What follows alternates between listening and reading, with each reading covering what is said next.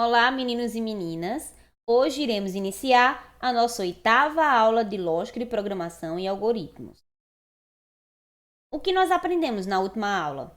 Nós vimos as estruturas de repetição que são utilizadas para repetir um determinado trecho de código que nós queremos. Nós vimos quais são essas estruturas de repetição, que são a estrutura para, enquanto e repita. São as mais utilizadas, certo? A estrutura para, ela já sabe a quantidade determinada de repetições que meu código vai ter, aquele trecho de código. O enquanto e o repita não sabem. Mas a diferença entre o enquanto e repita seria que no enquanto a condição seria no início do trecho. E o repita, eu vou ter a condição no final do trecho e também eu vou ter pelo menos uma vez uma repetição do meu código. Hoje nós iremos iniciar pelos vetores em algoritmos. O que seria um vetor? É uma variável composta formada por sequência de variáveis que são do mesmo tipo e do mesmo identificador. Então, quando a variável tem o mesmo nome e o mesmo identificador, como é que a gente vai distinguir eles? Através do índice do meu vetor, certo? Então, aqui nós temos uma sintaxe de como é um vetor. Nós vamos ter um identificador, certo? Com o limite inicial e o limite final do vetor com o tipo primitivo. Esse tipo pode ser inteiro, pode ser literal ou caractere e pode ser real, certo? Aí a declaração de vetores. Na declaração de vetores temos o comando declare, o nome deste vetor, o tamanho que ele vai ter e o tipo. O tipo pode ser literal, real, né? O nome é o nome da variável, o tamanho é a quantidade de variáveis que vai compor o vetor. Aqui nós temos um exemplo dessa declaração, certo? No caso aqui eu vou declarar um vetor com 5 posições do tipo numérico. Aqui é o vetor x. Ele vai ter um índice de 5 elementos aqui, ó. 1, 2, 3, 4, 5. Isso aqui são os índices que podem ser percorridos através do meu vetor. Então, quando eu quero saber quem é que está na posição 1, eu vou fazer o quê? Eu vou colocar o x, colchete 1 e vou fechar esse colchete. Assim, da mesma forma, eu posso fazer para o 2, para o 3, para o 4 e para o 5, certo? Aqui nós temos a atribuição de vetores. No caso aqui do exemplo, eu estou atribuindo o valor 45 à posição 1 do meu vetor x. Aqui, eu estou atribuindo o valor 0 para a posição 4 do meu vetor x. Quem é o vetor x? É este daqui, onde na posição 1 eu vou colocar 45 e na posição 4 eu vou colocar 0. Certo? Eu também poderia fazer com os outros índices da mesma forma. Então, como é que eu faço para carregar um vetor? Como é que eu vou ler os elementos? Como é que eu vou saber quais são os elementos que existem no meu vetor que foram atribuídos?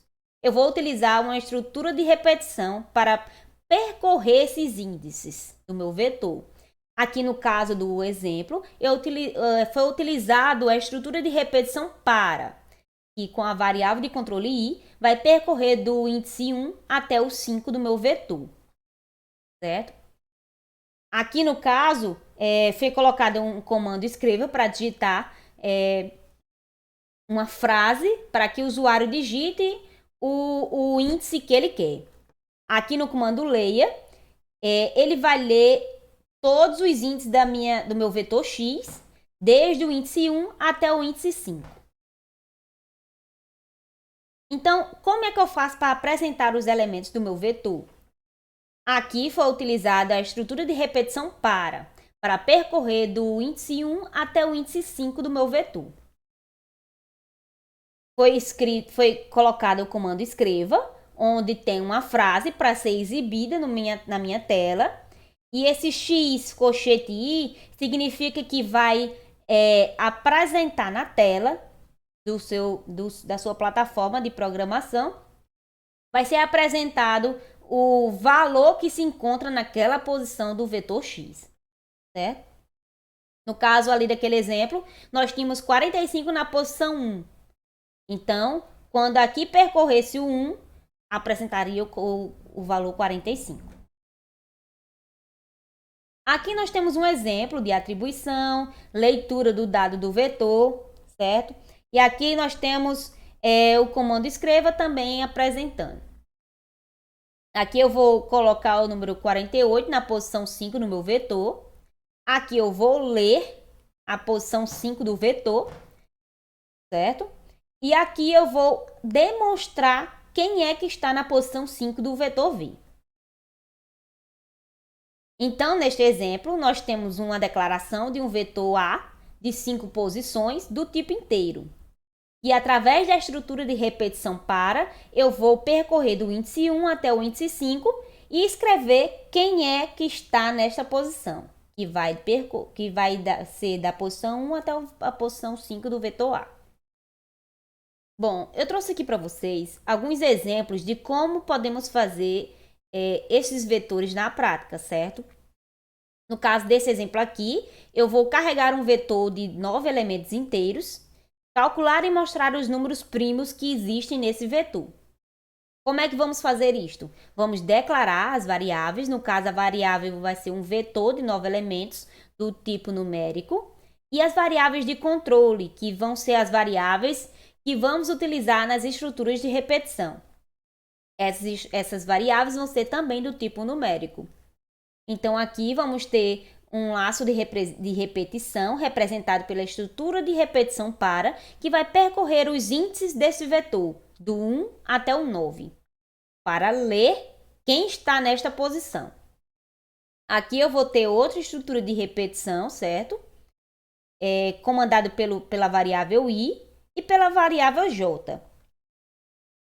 Aqui é onde vai acontecer realmente a verificação de que este número é primo ou não, certo? Como é que eu vou fazer isso? Através do se então, para saber qual é a condição verdadeira ou não, certo? E através disso, eu vou escrever na tela quais são os elementos deste vetor que são primos.